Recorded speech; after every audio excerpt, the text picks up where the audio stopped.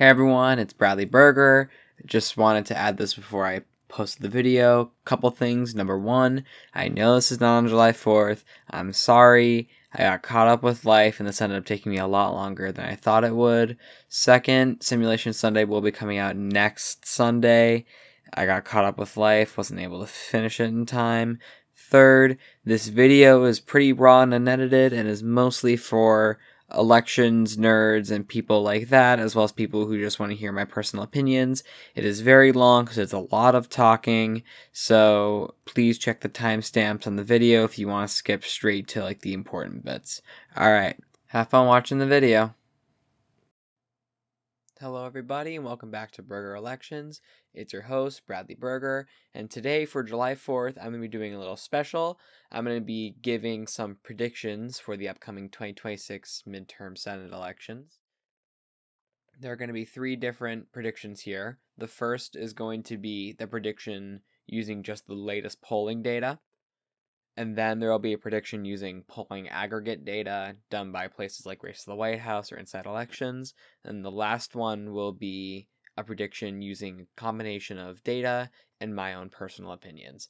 If you like this type of content, please remember to like and subscribe to the channel. It really helps the channel grow. And without further ado, let's get into the prediction. First, I'm going to start with the safe states. These are states that aren't really affected by my predictions, and even if there is no polling data out for them yet, it is almost certain that either a Democrat or Republican is going to win these states. So first I'll start with the safe Republican states. These states are Idaho, Montana, Wyoming, South Dakota, Nebraska, Kansas, Oklahoma, Arkansas, Louisiana, Mississippi, Alabama, Tennessee, South Carolina, Kentucky, and West Virginia. So most of these states are heavily Republican leaning at the presidential level, vote for Republicans for all their statewide offices, and there's just no way that Democrats are ever going to win here. The one exception to that is Kansas. So Kansas had a Democrat governor, Tina Kelly, and there was some thought that maybe she would run for senator as she is term limited in her governorship, but she declined the run, so the Republicans basically have a 100% chance of winning this. Alright, now I'll start with the safe Democrat states. So these states are Oregon, Colorado, New Mexico, Illinois, Virginia, Delaware, New Jersey, Rhode Island, and Massachusetts. So most of these states meet two conditions. The first is that they vote for Democrats heavily at the presidential level, and the second is that they currently have popular Democratic senators who are running for this seat. So, there are a few exceptions to this. The first one is Illinois. So, current Senator Tammy Duckworth is retiring from her seat in Illinois, so there will be an open primary for the seat. But it doesn't really matter, as the state typically votes for Democrats somewhere between 20 and 35 points at both the presidential and the statewide level, so it shouldn't be too much of a concern for Democrats here, unless the Republicans find a really appealing candidate. Virginia votes for Democrats at both the presidential and statewide level, usually, with the exception of Glenn Youngkin, who was an anomaly, by about 5 to 10 points. But the current senator from Virginia is a very popular senator and former governor by the name of Mark Warner, who is just so popular here. He became governor in 2002 when Virginia was still a pretty solidly red state, and was elected in 2008 by a massive margin, larger than Obama's. So there's no reason to doubt that he would win the 2026 midterms by a large margin. And then there's New Jersey. So New Jersey has generally been a very safe Democrat state, voting for Democrats by large margins at the presidential level up until 2024, in which Kamala Harris only won the state by about 6 points, which was pretty disappointing for her. She lost a lot of support in the minority heavy areas of the state, but the current senator there is Senator Cory Booker, who is very popular and a minority, so there's a higher chance that people would vote for him in New Jersey. Alright, now let's get to the fun part. The likely lean and tilt states, the states that actually matter in the future Senate elections. To predict these states, I will start from west and then move east. So, first state we have up is Alaska. So, Alaska's Senate seat is currently held by Republican Dan Sullivan, who is fairly popular there, winning by a likely margin in each of his elections. But what is quite surprising is the current only poll that has been conducted about this Senate election. So, navigate to here, navigate to Alaska, and the only hypothetical poll has Mary Peltola ahead by 3. Now, this is extremely early. This was done in 2023. Nevertheless, it is the only poll we have. So, for the purposes of this, it is what we're going to go off of. So, we have a likely lean Democrat characterization in this race. Alright, moving west to east, the next state we have is Texas. So Texas's Senate seat is currently held by John Cornyn, who is very popular there, at least until recently when Trump has floated the idea of primarying him and replacing him with more conservative Attorney General Ken Paxton. So this is kind of complicated. Let's have a look. So navigate here, go here. So first we have the Republican primary. And in the primary currently, Ken Paxton is leading in literally every single poll. So I'm going to go ahead and presume, for the sake of this purpose, that Ken Paxton is going to be the Republican nominee in the 2026 U.S. Senate election in Texas. So with that being said, go down to the general election polling. We don't have to worry about this, as Cornyn is not the candidate in this scenario. We have Ken Paxton versus Colin Allred. So in the YouGov Texas Southern poll, Ken Paxton is ahead by 2. In the Brad Parscale poll, Ken Paxton is losing by 15. So, just quickly punching this into a calculator, if you add these up, so we have +2 and minus going left 15, and divide that by 2, we have -6.5, which would give Texas a likely Democratic characterization in the 2026 Senate race. Crazy, huh? Alright, now going east to Mimmel the Elf. We're going to go down Mimmel, starting with Minnesota. So, head over to Minnesota, over here. Come on, and then over to here, and then go down to here. We can see that there hasn't been any polls conducted, so as of right now, I'm going to need to leave Minnesota as a toss-up for this purpose. Then that brings us to Iowa. Iowa has been quite an interesting state. So initially, Joni Ernst was supposed to win by a lot. But after she made some questionable comments at a town hall, her support has been declining. So let's have a look at the latest Senate polls from Iowa. So navigate to here, then backtrack. Iowa. We can see that there has currently been one poll conducted between Joni Ernst and the generic Democrat, and it currently shows Joni Ernst ahead by only 2 points in a likely Republican state. This was a Democratic pollster, but we don't really care about that. We're just having fun, right? So, go back to here, and I will classify this state as a lean Republican state. Next up is the state of Michigan. Michigan has been quite the contentious state at the presidential level recently, basically deciding the winner of the elections, but at the statewide level it does tend to vote for Democrats, with the governorship and both Senate seats being held by Democrats, although it doesn't usually vote for them by much, unless your name is Gretchen Whitmer. So, let's have a look at how this Senate race is going to go in 2026. Here, backtrack, Michigan. Then look at the Democratic primary. We can see that Haley Stevens is currently ahead, even though most people are undecided. It doesn't matter. We're just having fun here, right? And then go down to polling. Haley Stevens versus Mike Rogers. So we can have a look at this first poll. So it puts Haley Stevens ahead by 1. The second poll puts Haley Stevens ahead by 6, with the caveat that this is among definite voters. And then the next one puts Haley Stevens behind by 6. So let's do some calculations. Let's do some math.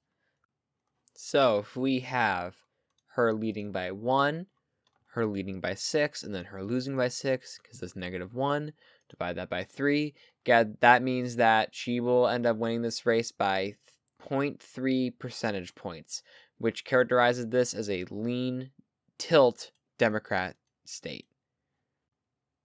All right, next is Ohio. So, Ohio has recently been more and more like Iowa, a likely Republican state, voting for Republicans between 9 and 15% at the presidential and statewide level. It currently has 2 Republican senators, a Republican governor, and voted for Trump for president 3 times. So let's have a look at this Senate election, though, because Senator Sherrod Brown decided to rerun and is most likely going to be the candidate for this, and he has a uniquely high chance of winning in this state. Let's have a look. Backtrack. Ohio, right here. Polling, hypothetical polling. John Husted versus Sherrod Brown, who is most likely going to be the winner of this primary. You have Husted ahead by 3, then Husted ahead by 6. As always, let's do the calculations. +3, +6, divide by 2. That puts Husted ahead by 4.5, which characterizes Ohio as a lean Republican state. Next is New Hampshire. New Hampshire is generally a lean to likely Democrat state at the presidential and statewide level, voting for Democrats by anywhere between 1 to 15 points, but it's not exactly unheard of for a Republican to win, and it's not out of reach for a Republican to win this Senate seat. So let's have a look at some of the polling that's been conducted. So for New Hampshire, current Senator Jeanne Shaheen announced her retirement, and popular Republican Governor Chris Sununu announced he will not be running in the Republican primary. So have a look at the hypothetical polling. You can see that every single one of these combinations is impossible. So, just for fun, let's average out all of these and see what we get. So, in this first poll, we have Chris Pappas versus Chris Sununu. So that puts Chris Sununu ahead by 9. Second poll, we have Jeanne Shaheen versus Chris Sununu, putting Sununu ahead by 8. Then the next poll, we have Shaheen versus Edelblut, putting Shaheen ahead by 18. Then the next poll, we have Shaheen versus Scott Brown, putting Shaheen ahead by 10. Which would characterize this as -11. Divide that by 4. -2.75 is the margin. That would put New Hampshire as a lean Democrat state, which sounds about in line with what we're thinking. Now, moving north up to Maine, this is an extremely interesting race. The seat is currently held by moderate anti-Trump Republican Susan Collins.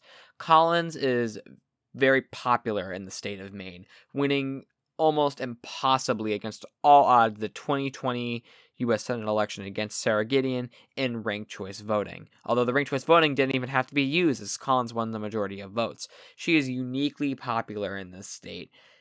But this is a historically bad environment for Republicans, especially in a state like Maine, which is in a pretty liberal part of the country, very anti-Trump part of the country. So let's have a look at the polling that's currently been happening. Here, backtrack, go to Maine. Now, let's have a look at some of the polling. As of right now, there has been no polling done in Maine, which would mean that we currently will have to keep Maine categorized as a toss-up for these purposes. Moving down the coast, next up is North Carolina, one of the big 7 swing states in 2024. North Carolina is a heavily contested state for Republicans, especially after moderate Republican Senator Tom Tillis announced his retirement before voting against the big, beautiful bill. Democrats view this as possibly their best chance to pick up a seat, as current Governor Roy Cooper has expressed interest in running for the Senate seat, and if he does, he is extremely popular.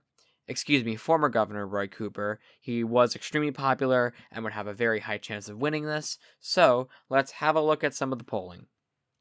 Go here. As always, backtrack down to North Carolina. And then go to polling. hypothetical polling, we currently have Tom Tillis versus Roy Cooper, with our one poll that we can actually use, Laura Trump versus Roy Cooper, putting Roy Cooper ahead by 2, which would give Roy Cooper a lean victory in North Carolina. Next up is the state of Georgia. Georgia was another one of the big 7 swing states in 2024 and has a Senate seat which is currently held by a Democrat, John Ossoff, and is viewed as Republicans' best chance to pick up a Senate seat in the 2026 elections.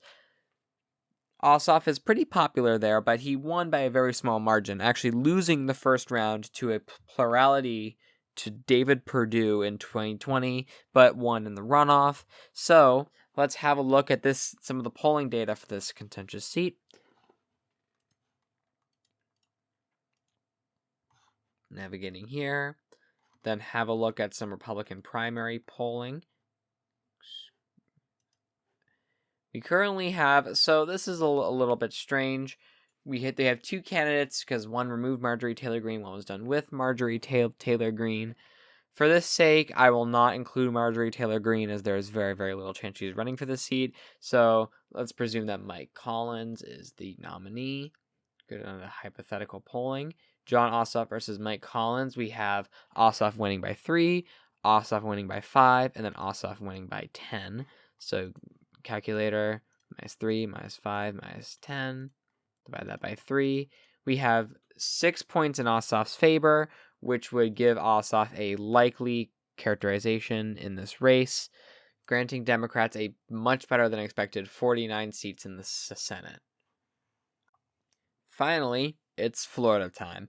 Florida, much like Ohio and Iowa, has shifted further to the right in recent years, becoming a likely Republican state, voting for Republicans from anywhere between 5 and 15 points in the statewide national levels.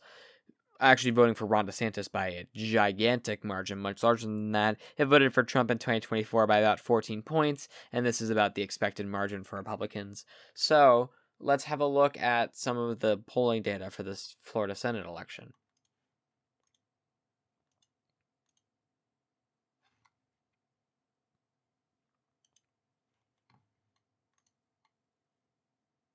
Currently, no polling has been done, which would mean that we'd have to leave Florida as a toss-up.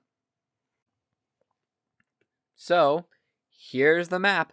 If we go off of current polling data, this is what the 2026 Senate map will look like after the election, with the toss-up states of Minnesota, Maine, and Florida. This is quite interesting to say the least.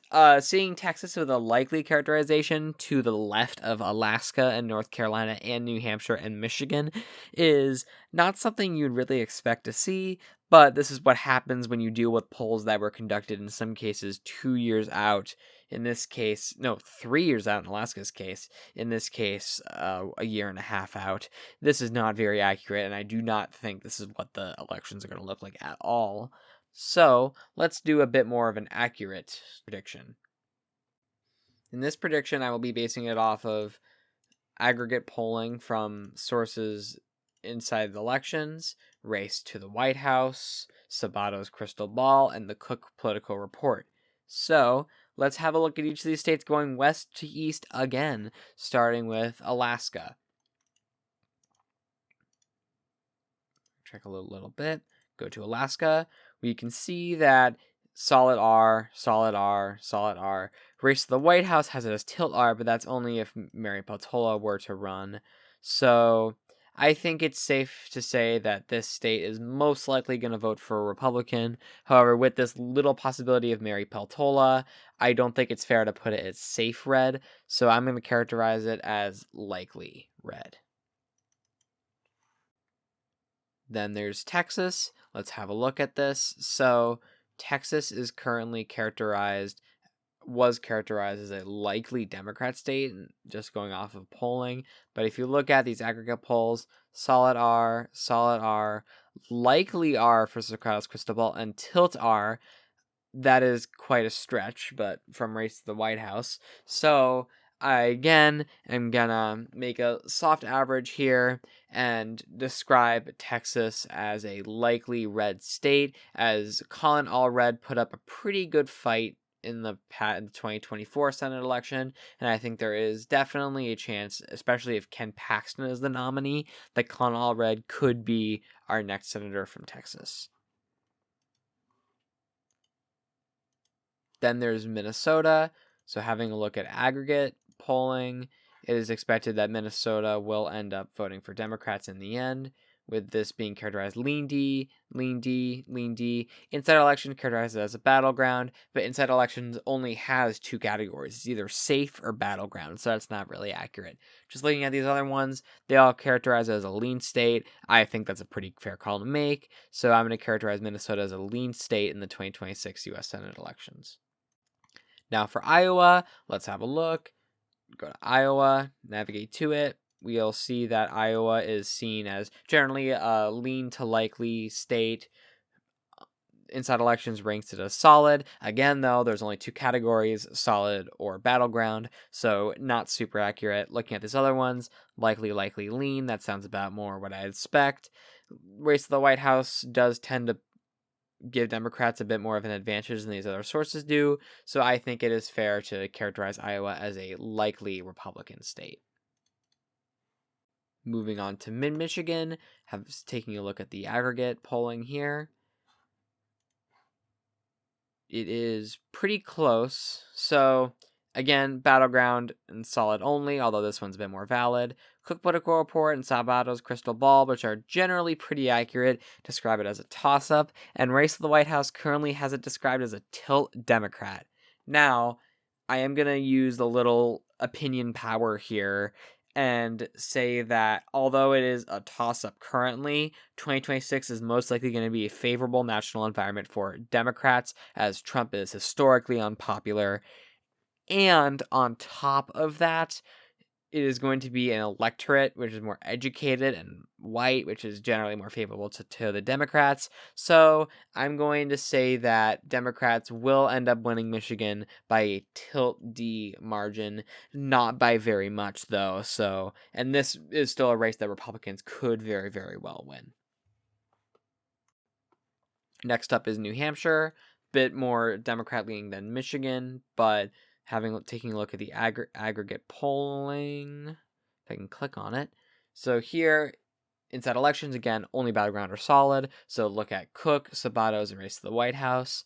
So Race to the White House does seem to be a little bit, although usually it's Democratic leaning, in this case it's actually being a bit more conservative than these other two estimates. Either way, Cook Political Report, it's about his crystal ball, currently put it at lean D. Race to the White House puts it at tilt. I think that is closer to a lean state, especially with it being so close to my home state in Massachusetts and me being more familiar with its politics. I think it's a fair call to say that it will be lean D in the 2026 U.S. Senate elections.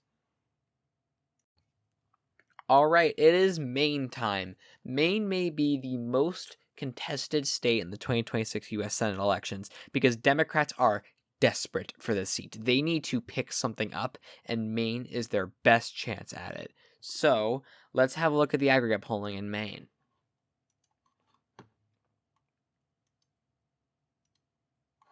Back here. Down to two predictions. Inside elections, battleground, again, not all that reliable. Race to the White House, toss up, again, more Democrat leaning. That leaves Cook and Sabato's, and they both characterize it as a lean R. This would make sense. Susan Collins is a very, very unique advantage in the state, which makes honestly very, very little sense, given that the state is very liberal and votes for Democrats for almost every other statewide office. Its other senator is Angus King, who, although being an independent, is a moderate Democrat in the way he votes, and it generally aligns pretty closely with the Democrat Party establishment. So Susan Collins does have a unique advantage here, though, and I think that she will end up pulling this one through, although this is going to be a more favorable national environment for Democrats. But current polling aggregates characterized as lean R. I think that's an alright call, so I will characterize Maine as a lean R state, as it was in 2020.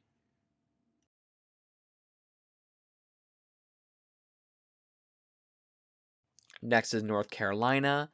North Carolina's current senator is Tom Tillis, who, as stated before, is retiring. So this is a pretty good chance for Democrats to pick up a seat. Now, let's have a look at some of the polling aggregate data here. Moving here. And now, this one is pretty close. So, we have Inside Elections, Quick Political Report, and Sabato's Crystal Ball listing this as a toss-up. However, Race to the White House lists this as Tilt D.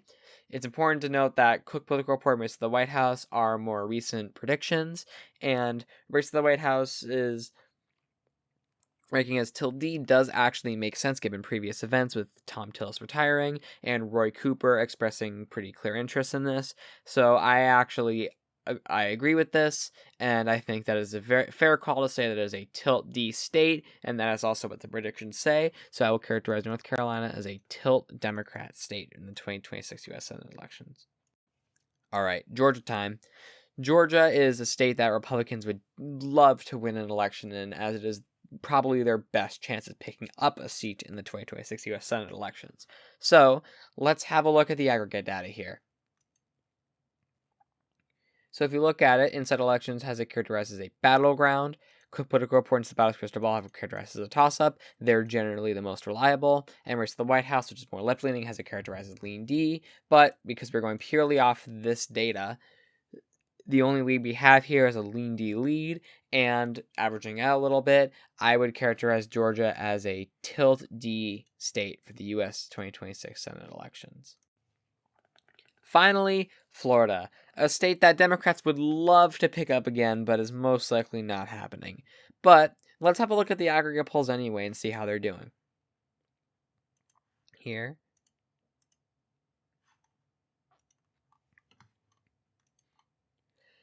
Inside Elections, Quick Political Report, and Sabato's Crystal Ball all have this down as a safe R. Race to the White House has this down as a lean R. I'm honestly not sure what justification they're using for that. This state is not going to vote for a Democratic candidate for a very, very, very long time, unless somehow some Democrat runs there and is so popular that he may win. Nevertheless, I believe that I agree with this call by these three, that Florida will be a safe red state in the next election, despite it not being grouped with the rest of the safe red states, as there is more of a chance that a Democrat could win here. Alright, now let's move on to the most fun part of this video for me, deciding what I think the 2026 U.S. Senate election map will look like based off of my personal opinions combined with current polling data. Erasing all of this, let's have a look. Starting west to east, I'll begin with Alaska. So Alaska is currently characterized as a likely Republican state by many of these polling aggregators. So here's the thing. I think it really just depends on if Mary Peltola decides to run here. If Mary Peltola decides to run, the Democrats have a astronomically higher chance than any other candidate of winning in this election. Mary Peltola has a very unique appeal here. She is from here. She is a native Alaskan. She is popular. She was the U.S. representative from that congressional district, winning against a lot of odds. So her candidacy would make a big difference, and I think that is the big factor here. I do not have any idea if she is going to run. I think that if she does run, this is a lean to tilt red seat, and I think if she doesn't run, this is a solid red seat. So I will characterize this as a likely Republican seat, as there's a more likely chance than not she's not going to run. But if she does decide to run, I will make a update on this, and I will change my view on that. So as of right now, I agree that Alaska is a likely Republican state. All right, now what I think will happen in Texas. This is another one that just depends on the candidate, but we're not talking about the Democrat candidate here. We are talking about the Republicans candidate. Currently, John Cornyn and Ken Paxton are in a dead heat for this. Well, not much of a dead heat. Ken Paxton is leading in almost every poll and is supported by Donald Trump, who will, although hasn't endorsed him yet, will end up endorsing Ken Paxton most likely, as he is much more conservative than Cornyn, who's more of an establishment Republican type. And if Ken Paxton wins this primary, it is a godsend for the Democrats, to say the least. So if Ken Paxton wins this, Cornyn's chances of winning, the Republican chances of winning this Senate seat go down astronomically. And Colin Allred will have a very real chance of becoming the next senator from Texas. Despite this, I don't think it'll happen personally. I think that it would require just a lot of things to go right that just will not most likely go right. So as of right now, I would characterize Texas as a lean Republican state. Not likely, because I think that given how Ken Paxton is most likely going to win, I think Colin Allred is going to make this margin close. But I do not think that he's going to end up winning this thing. All right, now Minnesota. So let's have a look at the polling data for Minnesota. Minnesota is usually a favorable state for Democrats, but looking at the polling data, they currently have them in as only lean D, and this makes sense. The Democrats don't really have a slam dunk candidate here. There's two candidates, the more moderate Ann-J Craig, endorsed by the more establishment wing of the party, AI PAC, Tammy Bowman, Ruben Gallego, and then Peggy Flanagan, who's the more progressive, and endorsed by former Senator Al Franken, who resigned in disgrace, and current senator from my home state, Elizabeth Warren, two very well-known progressives. So this is most likely going to be a battle, but it doesn't really matter who wins, as the state will end up most likely voting for the Democrats. These all have it characterized as lean D. I think that's a fair call, but I think that I would actually characterize this as likely D. This is going to be a very favorable electoral environment for Democrats, given Trump's unpopularity and the increased electorate of the white, wealthy suburban voters, educated people who vote in midterms. High propensity voters is what they should be called. And these are people that are going to turn out en masse for Democrats. So I would actually give Minnesota a bit more of a likely leftward push.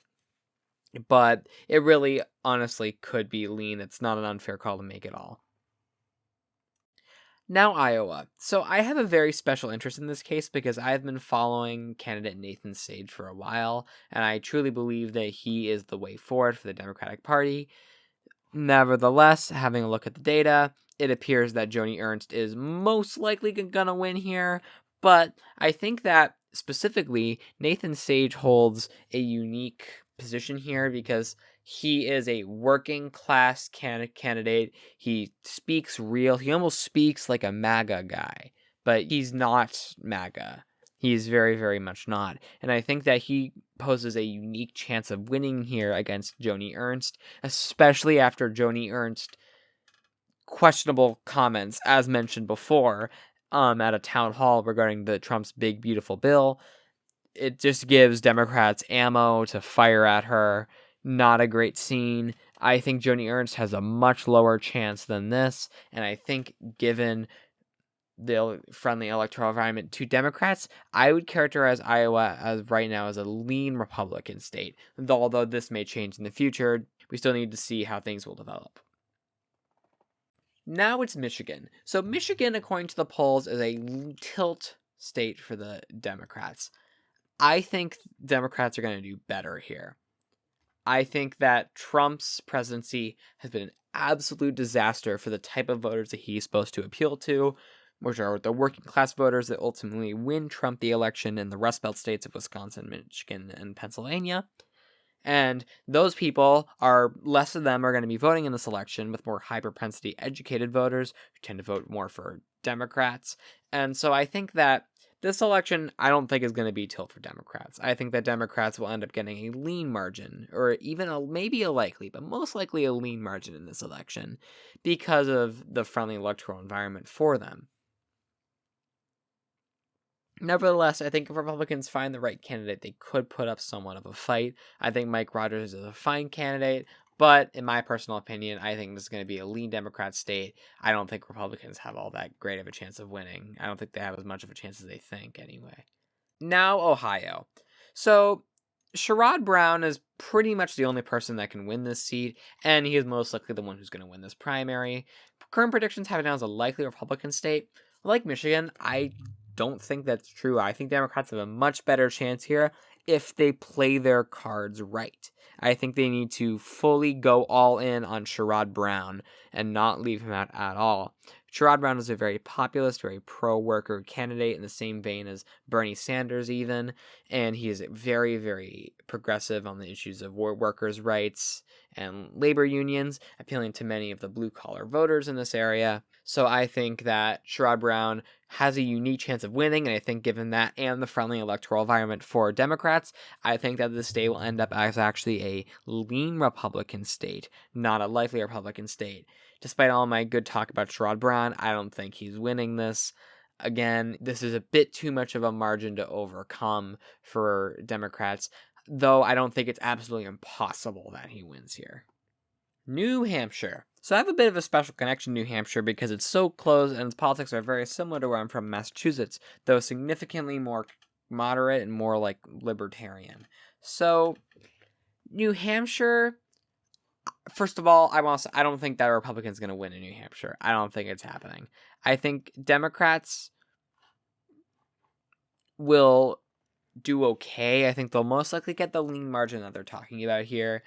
I don't think that Republicans are going to win. Despite that, I think that Republicans are actually going to do just fine here. I think the favorable electoral environment won't do as much in New Hampshire. It's a very small state population-wise, and there's a lot of people tend to turn out to vote here. So I don't think that the friendly Democratic environment is going to do all that much here. I think it's going to be a lean Democrat state no matter what. Now, Maine.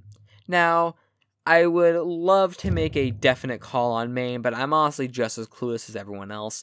Maine is such a unique state politically, just the way it votes, you don't see it anywhere else.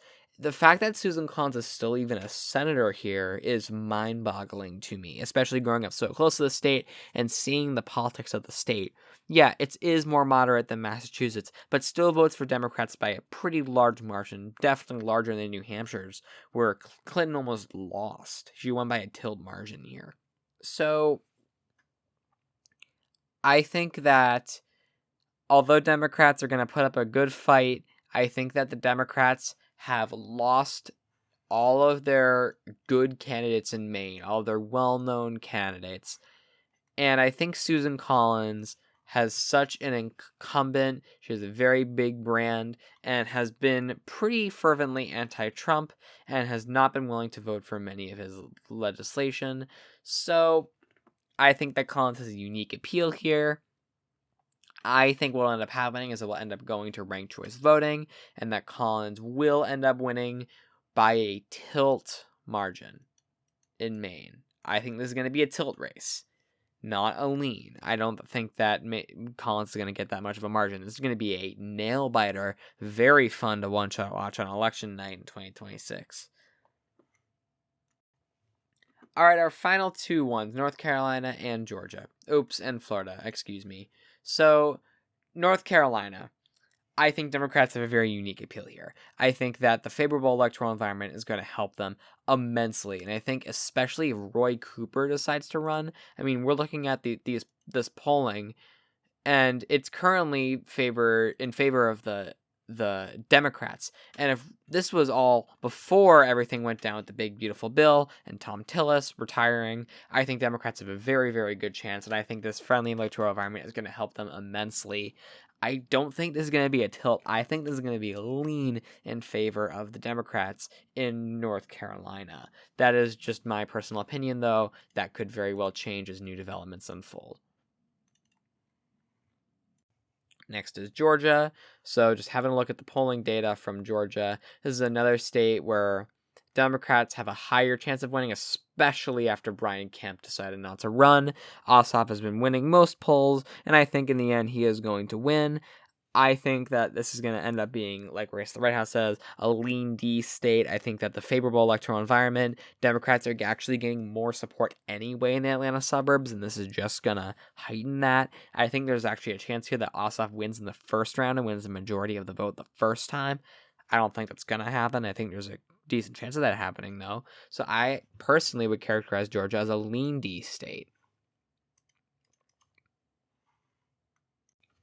Finally, it's Florida. Democrats are not winning in Florida. It's not happening. I can tell you that right now. But what I can't tell you is how much they're going to lose by. You see here, these places all mark it as solid, whereas the White House marks it as lean. I don't think that the Republicans are going to win by a solid margin here, safe margin. I think that Moody is not a super well-known person in Florida, certainly not as well-known as Marco Rubio, and I don't think that she's going to do as well as Rubio or DeSantis did. Nevertheless, I think Republicans are going to win with a likely margin, a lot like how Trump won in the state. I think that the favorable electoral environment will end up helping them, probably closer to like a 6, 7, 8 point margin, but won't be by nearly enough to flip the state, and it's just not happening. So that will give Republicans a likely margin in Florida. And there's my take. I think that it'll be the same map as before.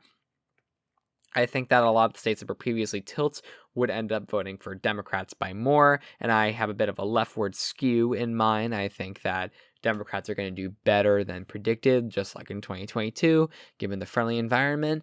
But what do you think? Comment down below.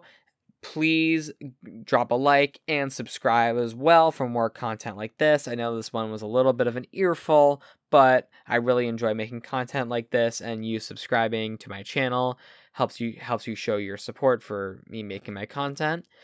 All right. That was Burger Elections, and this has been Bradley Burger. Have a political day.